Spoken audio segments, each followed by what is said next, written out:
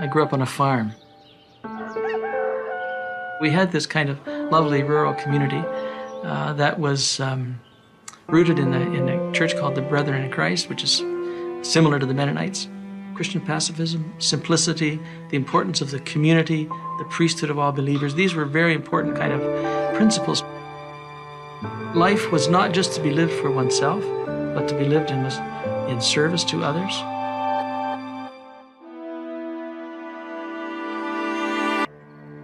I first met Charlie back 30 years ago, and he was serving time in Millbrook Correctional Center for sexual offending.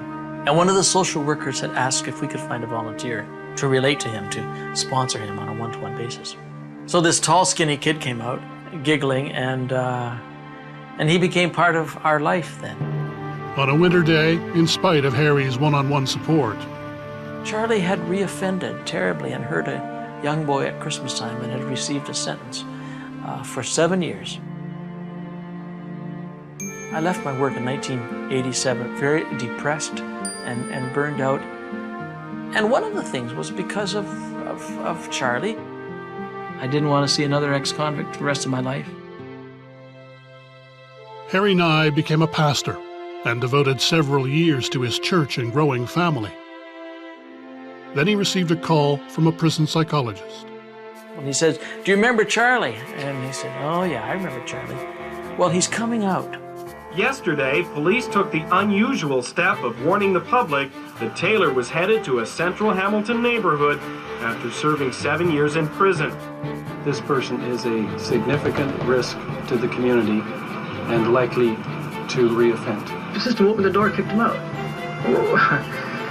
And what's the alternative? Send him completely alone into the community? Where is he to go? He should be locked up from now until the end of his natural life.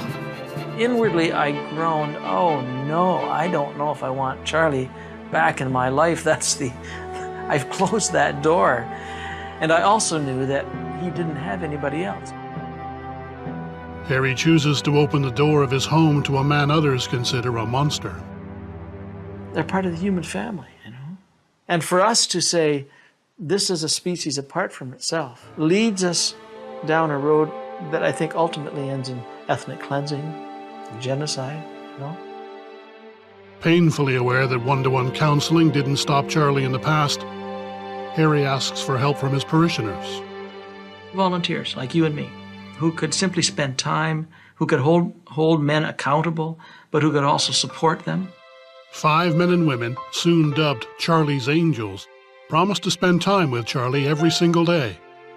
In return, Charlie promises to hold his urges in check. This circle of support and accountability does not impress Harry's neighbors or the police, who scrutinize their every move. They thought we were crazy. At one point, one of the officers said to me, "You know, the word in the station house is I wouldn't want to be Harry Nye in this town for anyone." The question is, will a circle of support and accountability prevent a pedophile from attacking again?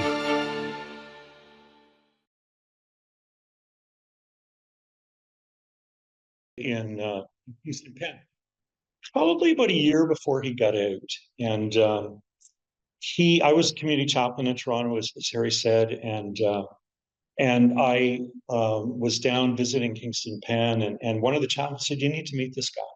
And he's getting out and he's going to need some support," right? So I met Ray, and he was cranky and he was irascible, you know, he was just, you know, and very defensive. And, you know, as I got to know Ray over the next few years, I realized that, you know, he had a lot to be cranky about, you know, and, but he had some really good connections with Alcoholics Anonymous.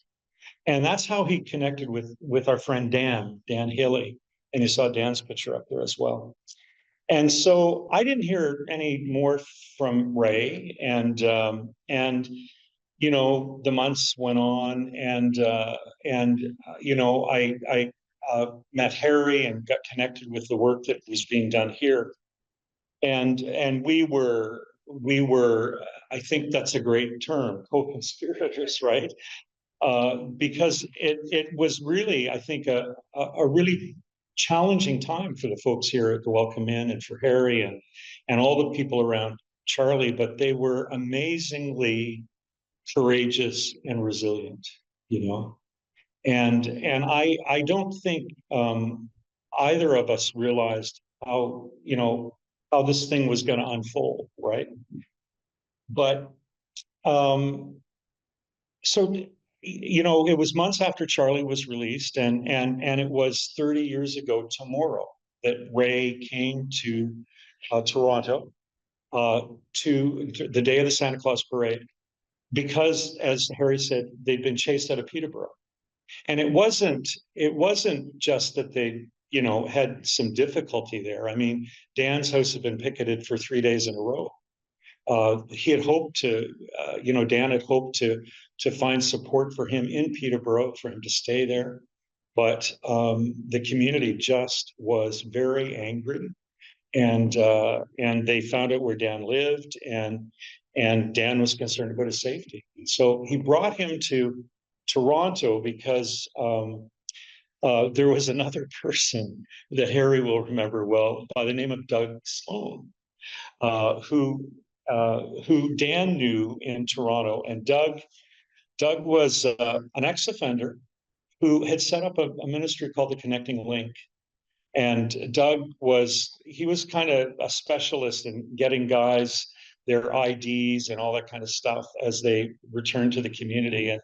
And so Doug was a bit of a character as well, but he was very responsive to Dan and to Charlie. And so the morning after the Santa Claus parade, Ray ended up in court, and the police were going to were not going to release him unless they had a surety. And so Doug accompanied him to court. And that afternoon, I got a call from Doug saying, "We have a problem." Now, Doug Sloan was a real loner. You know, I'd never heard him say "we" in all the time I'd known him. And he called me as if to say, "This is our problem and I need your help," right? So I went over to see Doug and to meet Ray. And the next thing I knew is that we were pulling together a group of folks, that people that you saw on the video. Sarah Boyles, Jean Bruce was there, I believe, and Evan Heisey, and we went down to the court it was Wednesday morning, and I ended up as his surety. I don't know how that happened. It just happened. But Doug said, "You know, I got a heart condition. I'm really, you know, I can't handle the stress. You know, my wife is telling me you can't do this." You know? And I was a single guy and probably shouldn't have done what I did, but I did it. I just sort of thought, this guy shouldn't go back to jail because we're afraid of him in the community. You know, there needs to be some kind of a better response. So those folks who went to court with me that first day, and we met Wendy Lever there. And some of you have met Wendy, right? She's an ex city policewoman from Toronto, and she's a pretty tough sell, right? And Wendy sat through court with us, and when I stood up and said I would be Ray's surety, she talked to us afterwards. She said, "You guys are crazy. What are you doing? Do you know what you're doing? You know who this guy is, right?" And because I had been working for Correctional Service of Canada and I had access to files, I had gone and I had read his file. You know, I'd stayed one night late and I went through all the files, and I knew Ray's history. And so I was able to say to her, "Yeah, I know what he's done, you know, but he really should not be going back to jail. You know, we can form a circle of support around him." So that's what we did. And Doug Doug Sloan kind of was in and out of that circle. Dan was supportive from afar. And we really tried to duplicate what you folks here had done, right? And because Harry and I had been talking, I knew, some of the challenges that we would face, and so we just persevered. And at that point, Harry started calling to support me, because by that time Charlie was actually pretty established and doing quite well with a really supportive group of folks around him. So, Harry's mentioned how things kind of came together after those two initiatives, and we realized that maybe we were doing something that had a much greater resonance. There was a greater need, right? And so we reached out to the Mennonite Central Committee, the folks he's mentioned, Dave Worth, and that's when Evan Heise came to work with us, right? And the thing kind of unfolded from there. And it really is. As I've reflected on this in recent weeks and the opportunity to be here, I've thought, a couple of times in my life I've experienced this kind of falling over the lip and into the cauldron of history. One time was years ago when a good friend of Eileen's and mine, when I went to jail with Pierre Allard, and that was 46 years ago, and I've been going back to jail ever since, because the influence and the vision and the example of Pierre and Judy Allard kind of shaped my vision of the world, and I know that other folks here know and have met Pierre and know what I'm talking about, right? But I think, in a sense, that's what we did, in 30 years ago. Harry and I and the folks around us, and some of you, and some of you who have joined since, have been part of kind of falling over the lip and into the cauldron of history. What's important for us to remember today is that that it's a matter of historical record that can't be erased, right? Doesn't depend on the funding we get, doesn't depend on the support of government or religious organizations. This work has been done. It's a matter of historic record. It can't be undone. And in a real sense, I think what this work also did, Rick mentioned it, in terms of the history of restorative justice. I think the work that we have done with some of you folks here, I'm sure there are core members here, along with volunteers. What we've done with you is something that a lot of people have said and continue to say can't be done. I keep up with the news. I know Doug Ford is making statements about released sex offenders, in the past week, about name changes and that kind of thing, right? So there's a sense in which, the folks that we've worked with in circles of support and accountability remain, in a certain way, scapegoats in our society, and when you have scapegoats, the understanding is that these are people that can't be worked with, right? You can't tell, they don't have a right to be in the community, as that counselor said here, and as folks said in Toronto with Ray Boudria, we need to chase him out of our community. Well, where's he going to go? To the next community over? He's going to go from Hamilton to Burlington, or from Toronto to Oshawa? I mean, what are the folks in Oshawa going to do? Unless somebody will stand with them and find a way to be community together. What a restorative justice vision is about. It's not about the difficulty of the challenges we face. It's about how we live together after bad things happen. That's what restorative justice is about. figuring out a way to live together after bad things happen, figuring out a way to be community together, and to weave people back into the fabric of community. I'm kind of preaching now, but I want to leave with you this message that we've fallen over the lip and into the cauldron of history. And we don't know what's going to happen in the future. You know, Cliff and Eileen and the board of CoSA Canada and perhaps folks here are working on that, trying to build a future for this work. But we've already made our mark. We've already made our mark. And each of you in this room has been a part of that. You've been a part of making history with this approach to supporting and caring for the people who have been pushed to the margins, who have been scapegoated in our society. And that's something that nobody can take from us, and that many places in the world can learn from us. And Harry's referenced that already. Many places in the world have learned from us. Robin Wilson may speak to that when he shares with us today. So thanks for the opportunity to be here. Thanks for having a celebration. This is wonderful. Thanks, Ryan, for your support for this work and the vision of St. Leonard's that says, you know, we can't see this work die in Hamilton. I think that's brilliant, you know.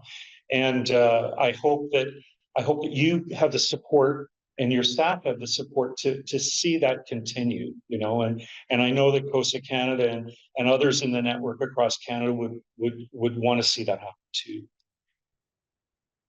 I think there's a final word, and that is, I think it's Jane Goodall who said, there's no,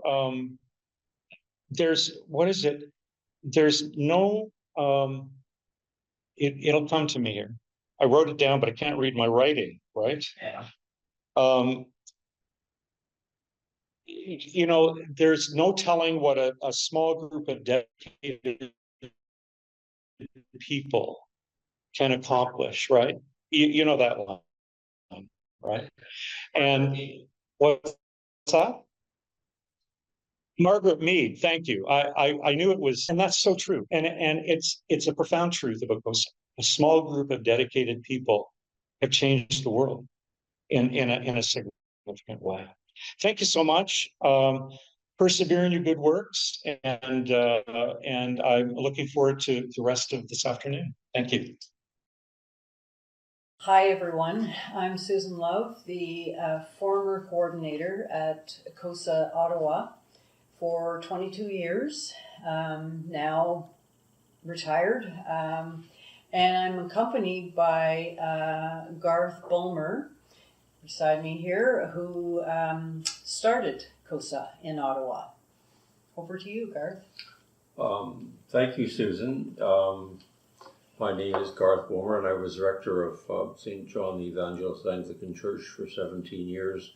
It's in downtown Ottawa.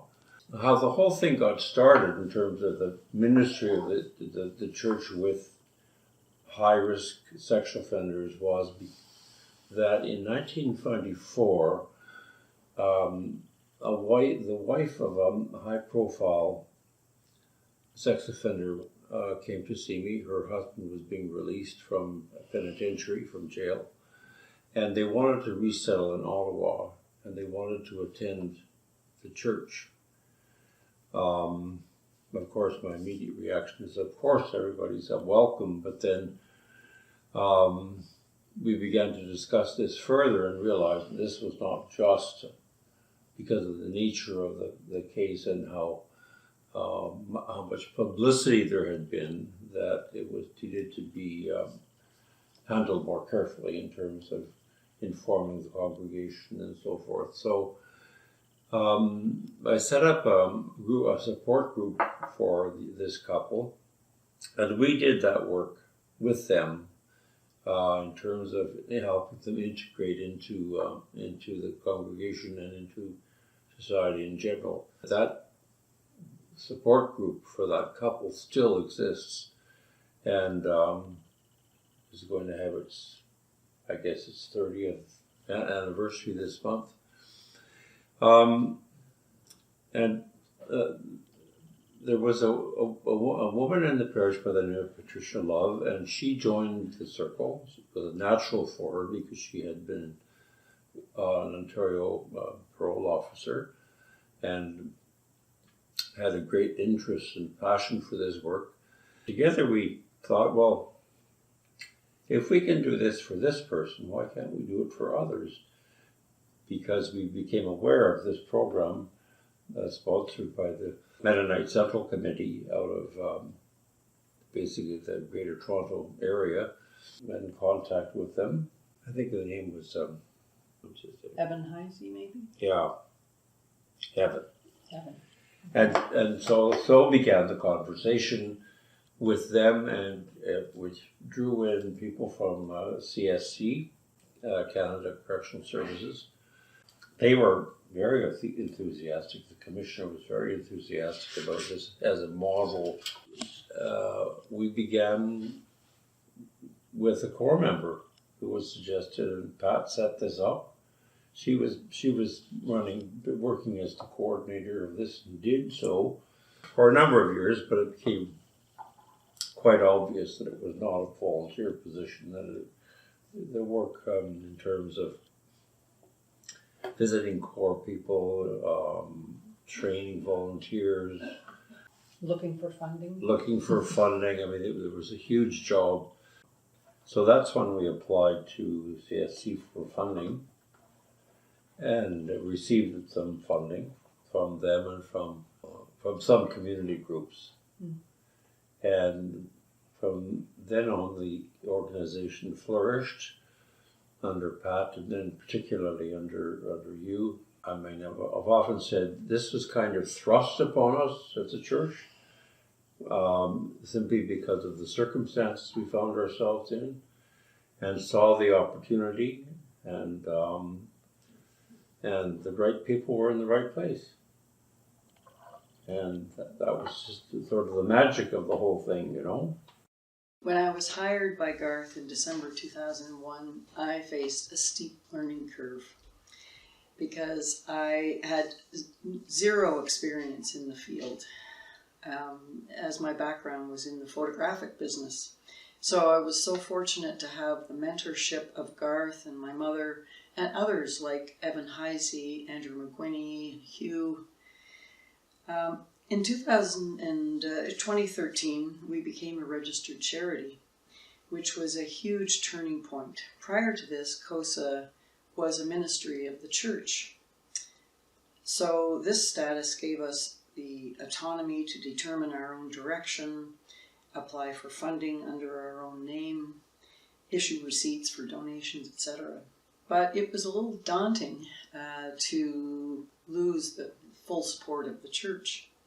But I'm so thankful to have had the support of St. John's Church all these years, where the majority of our circle meetings and our special events are held still. The staff and so many parishioners have remained staunch CoSA supporters for over 30 years, and for that I'm eternally grateful.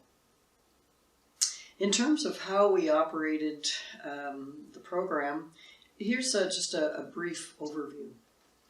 Our volunteer training program ran twice annually. That included topic experts who spoke about related issues. And I'm so grateful to the trainers' help, year after year. We recruited volunteers from 3 local universities and 2 colleges, and the general public, welcoming about 18 or 20 volunteers each year. We typically ran 10 to 15 circles at any given time, and core members usually stayed for 3 to 5 years. So the circle members wouldn't feel isolated in their small groups, we held special events that involved the entire CoSA community, like potluck meals at Thanksgiving and Christmas, and a barbecue during the summer. We also ran a monthly discussion series on related topics to the core members' reintegration journey. Fundraising, of course, was a crucial aspect of the job. And we managed to stay afloat as a standalone operation with funding from the United Way, Community Foundation, the Trillium Foundation, smaller private foundations, and generous contributions from amazing long-time donors. Now, of course, the major funding from public safety was a game changer for our site and all sites, really. We held 5 galas during my time, which generated between 10 and 30,000 net profit. And we always participated in the Ottawa Race weekend. We also had patrons who were prominent people in the community who lent their names in support of our organization. I'm so grateful to have had a strong support base in the Ottawa community. I can never thank them enough. There are so many memorable times I will fondly reflect on, but 2 highlights stand out for me. When Harry and I came from Hamilton in April 2023 to speak at our volunteer appreciation event. Although I was familiar, of course, with the story of Charlie and the first ever circle, I'd never heard it from the horse's mouth. It was such a delight to hear Harry's passion, his humor, and his first-hand experience with how Charlie's Angels developed. What Charlie was actually like as a person, and the challenges the circle faced with law enforcement and the community, and how that evolved over time. I'll post the link to the video in the chat of Harry's talk, and also 3 other speakers, including Bob Cormier, who's been a long-time supporter and involved in our program for many years. I'm also so proud to have worked with filmmaker Jeff Bowie in the making of a documentary about CoSA called Facing Our Messy Lives. I'm so grateful to the 3 core members who bravely shared their story in the video. Hopefully this documentary will serve to inform decision makers about the benefit of CoSA and help generate much needed funds for all sites. Again, I'll post the link to the trailer in the chat, and if you're interested in watching the full video, just contact CoSA Ottawa.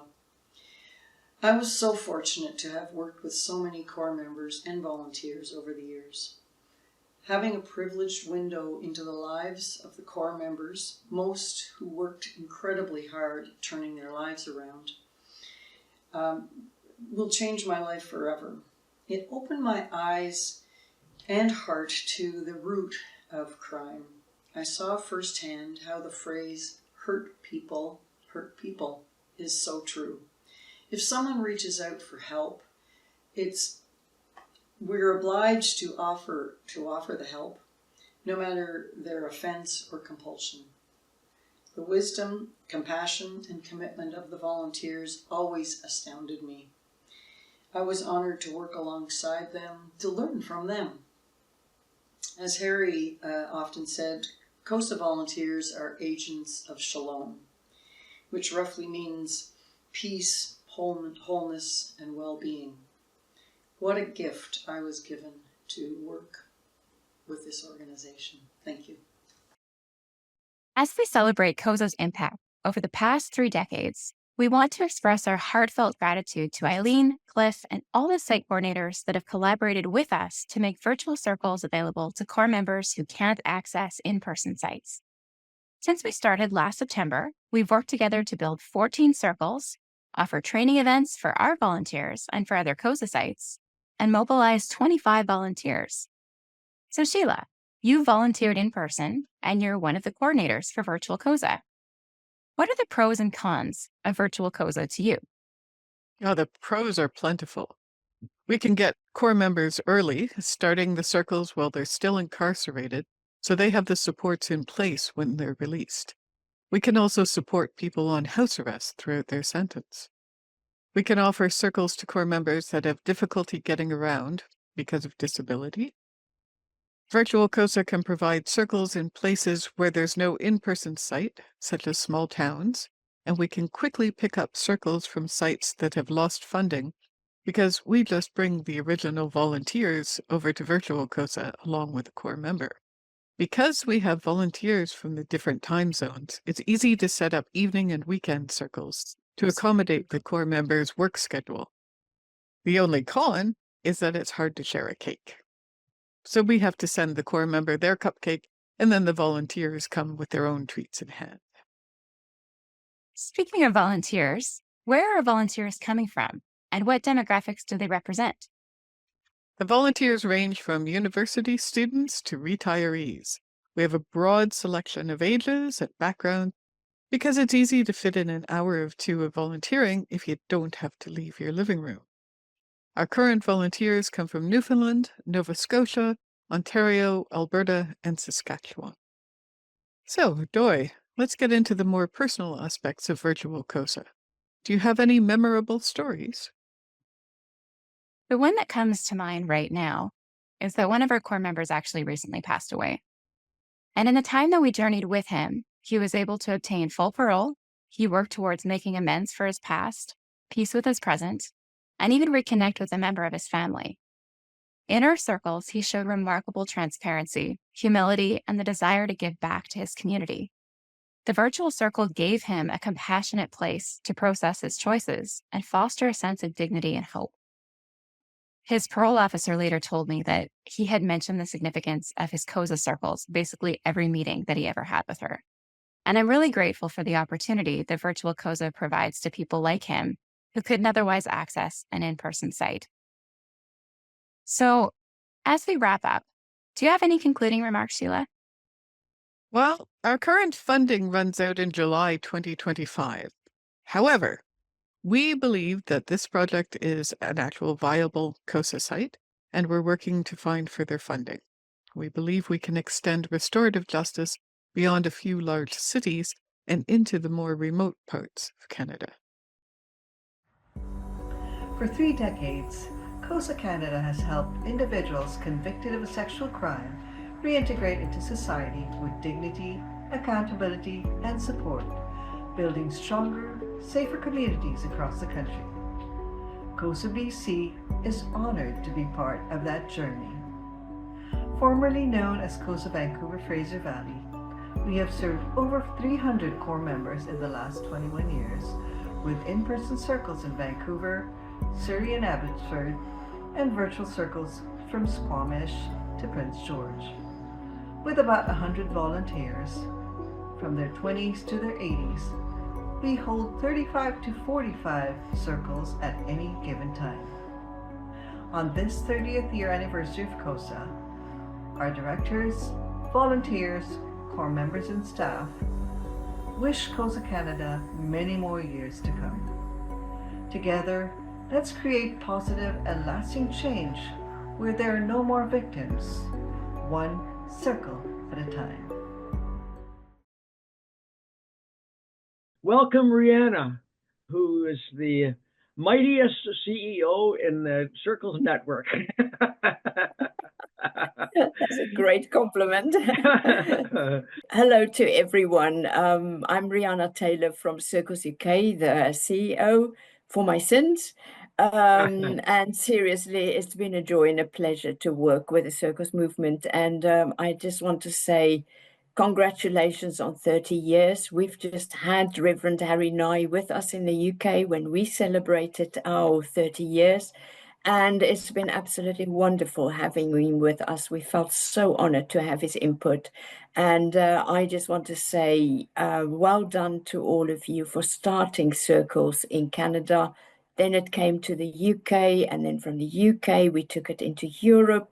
And now it is in Australia, New Zealand, the United States. It is everywhere. So something that started humbly and carefully have just developed into something quite amazing, quite a world movement. So I want to say congratulations to Reverend Harry Nye for being the catalyst for all of this, and congratulations for all of you in Canada for sharing over the years your expertise, your experiences with us. We've all benefited from there. And I so wish I could be there with you to celebrate with you, but I will certainly, on the day, I will raise a little glass to you in celebration and gratitude. Oh, thank you. When I was released from prison, the police sent out a press release that has forever branded me on the internet with my mugshot, my crime, and shameful sexual orientation. This drove me into hiding, and I isolated myself from society as best I could.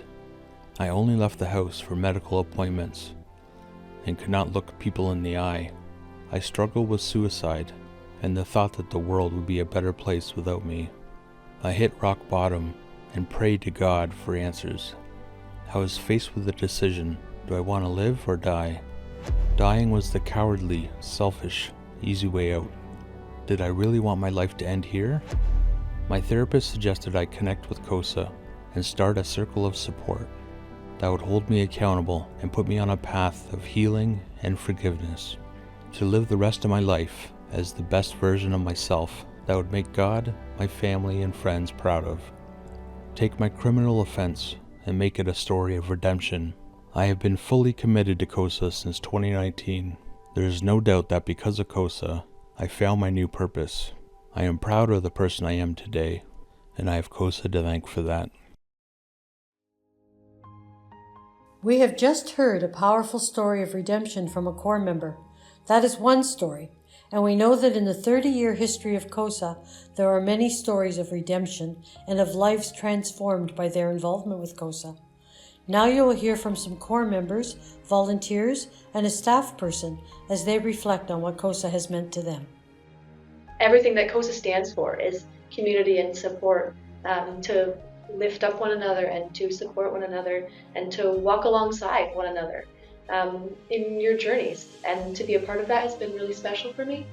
I think it's important to realize that when you come out to CoSA, it's a starting point. It's a beginning for you. And then there's the building of trust, and friendships are made, and the learning begins, and along with the learning comes the healing. Through my circle, I was given the opportunity to be involved in many things in the community. It was really awesome for me to be able to participate in the community again, where I could serve others and make meaningful friendships. For me, what I have achieved was being able to start healing and forgiving. I've hurt so many people in my life, I know that. I didn't think I deserved to heal myself or feel good, to move forward in life. I didn't think I deserved that until I came to CoSA. This is just another place where I can go and not feel rejected. I, for myself, know how important that is, to be connected with people, to be connected with family and so forth, and to be able to assist other people in that journey of reconnecting with people, and I can be part of that. So I'm really thrilled to be part of that. I'm grateful for a circle that has consistently treated me with respect, viewed my story as uniquely mine, has not prejudged me, and has not pretended to have pat answers to hard questions. CoSA, to me, is a testing ground. I can go to my circle and talk about some challenge or idea I am facing and gain insight from not just multiple people, but people who are there to try and help me be my best self. CoSA, to me, is a place I go to expand my mind. It's still a work in progress, but I can look at myself in the mirror now and say, yeah, I'm a guy who made terrible choices, I made terrible mistakes, and I hurt a lot of people in this life. But I can move forward as a better person, better man, and do good. I think for volunteers, I know for myself as well, there's something really unique about CoSA because of the difference we see, with the corps members that we journey with. It is truly amazing. CoSA works. I've been a volunteer for quite a long time now, and I've watched the process from when a person first comes out to where they are a few years later, and the healing that happens, and it does keep you a bit on the straight and narrow and accountable, and people can be honest and vulnerable. We continue to learn how CoSA makes a difference for so many corps members, creating a safe and inclusive space for conversations that really matter. A huge thank you to everyone who was part of this awesome program. Thank you.